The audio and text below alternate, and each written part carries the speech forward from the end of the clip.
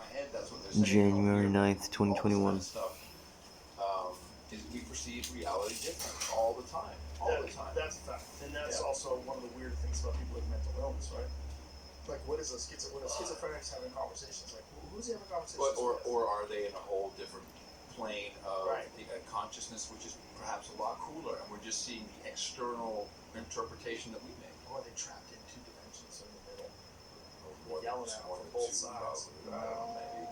There's more than two dimensions, I'm pretty sure of that.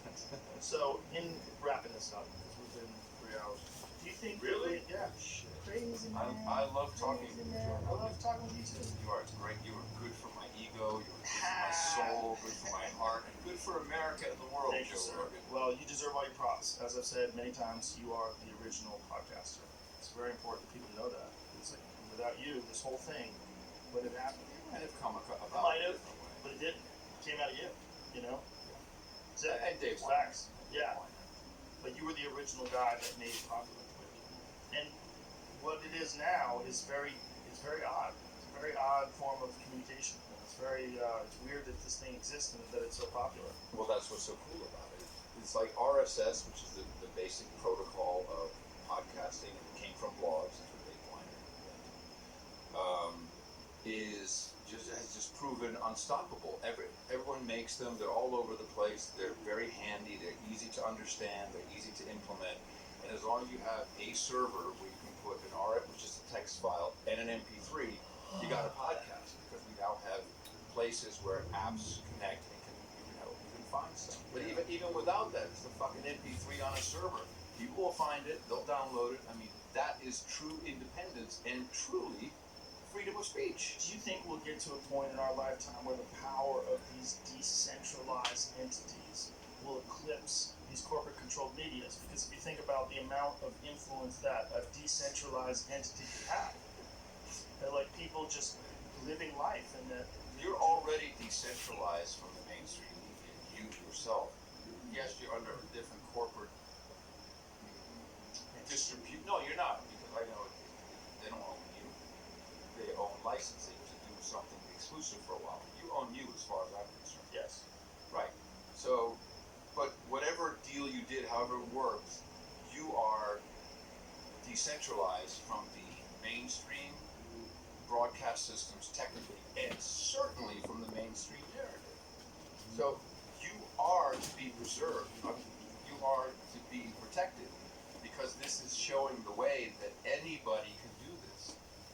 No, you may not have the audience size of Joe Rogan, but you get 1,000 people. That matters. 1,000 people who really care, who really listen. By the way, might support you with $5 a month. You're a business. If it's something, look, if we can't all do an entertainment show. You're not. You're doing something. You're an educational show. Yeah, that's not an accident. Sometimes it's entertainment. It's always entertaining. No, it's always entertaining because you're an entertainer. But it's education. It's something that has never existed like this, ever. That's what's weird, right? No, it's beautiful. It's just a fucking beauty. Yeah, for sure. So, yes, decentralization is unstoppable. They will try and stop it. They'll try to do legislation. They want to make schooling harder. We've already seen the control they exert over the medical community. Do you think that the attempt to exert control and the exposing of it is going to be the ultimate downfall of these institutions? Because we're going to realize that it's not a good idea to have them have the kind of power that they have. It's not a good idea for them to be completely influenced by these corporate entities that structure the narrative that force us to adopt. It's not good. As far as I'm concerned, it's collapsing already. Yeah. It's in slow motion collapse. Everything's collapsing. Healthcare is collapsing. Education is collapsing. My God, the biggest deficit we have on our balance sheet is $1.7 trillion of college loans. Are you fucking kidding me? This shit is done. It's done. And people are coming out disillusioned. Okay, I got $100,000 in debt. I got this piece of paper. Nothing. And what do we see with the jobs market? Oh, only 3.9% unemployment. But the labor participation rate, the people who are actually in the market for a job, fell off a cliff.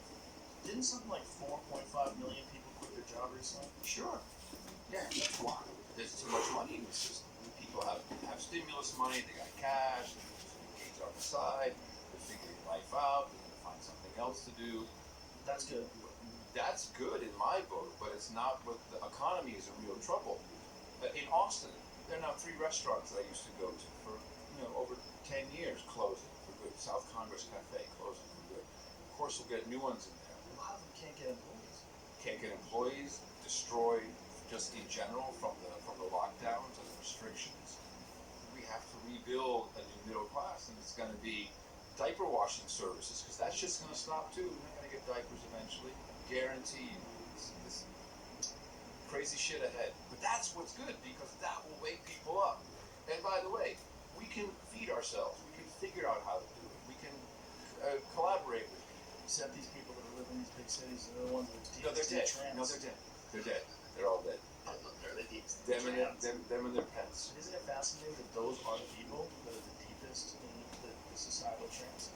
Because the Really? ones that are in these urban centers. Are we surprised? No. No, we're not surprised, but it is fascinating that they're the most terrified, the most disconnected from nature. They are building their own prison. Openly and with joy. Avatar, you're the shit. Appreciate you very much. Tell everybody how they can watch and listen to you. You don't have video form of Village, do you? No. No. You don't want that? Fuck no. Fuck that? No. Okay. I like theater of the mind. I like people being able to, I like to manipulate my I sound like that too. and all that stuff. And then they Yeah. can pick on you. Shitty looking. NoAgendaShow.net and anybody please check out the podcast at podcastapps.com. It's not a for-profit thing. It's to protect, enhance, and extend the podcast. And your Twitter handle is? At Adam Curry. All right. But more, I'm on the Mastodon.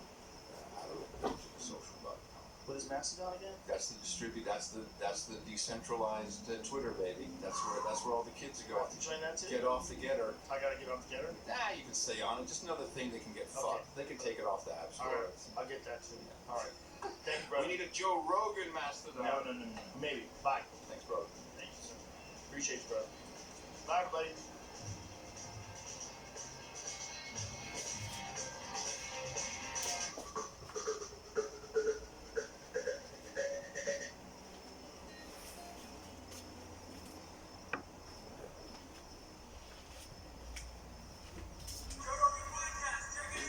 The Joe Rogan Experience. Drink my name, Joe Rogan Podcast my name, all day. So thank you, Oliver. Thanks for being here, man. I really appreciate it, and I really enjoyed your documentary. I, like you, well, not as much as you, but I am a conspiracy freak when it comes to the JFK assassination. And I've been fascinated by it for decades, and no one is, I don't think anybody is as fascinated by it as you. Well, I get the impression that you have the impression I'm a full-timer, but No, not a I have full-timer. a career. Well, I know you do. Listen, I'm a huge fan of yours, but it's kind of fascinating that your film, the JFK film, was approximately 30 years after the assassination, Yeah. and then this is approximately 30 years after that. We're still going through this, and they're still withholding documents. Yeah. It's really kind of amazing, isn't it? No, it's not. It's, everybody's dead from that era. But it's all the more important that we understand our history, because it's fading. But the reason we're in this kind of disbalanced situation in the United States, where we have no less and less trust, is because of the past. If we go to this particular incident in '63, it's a demarcation point, it's a turning point for the country. And that's what's fascinating to me, because I'm a historian. Interest. I've written many untold history of the United States. Yes. Very interested in history, and I just think we have to pay attention, because the roots of our problem are here. You want me to talk about that, or do you want me to Sure. talk Yeah. about- Please. I'm going to have to generalize, because from the time he was killed in '63, we think about it. Not one American president, not one, in the name of all, have ever challenged the military or the national security state or the intelligence agencies. Not one. They haven't been successful.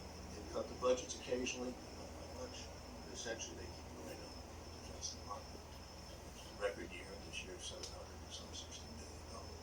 Who says you can't to the military or to the intelligence agencies? They've seen that inordinate amount of power.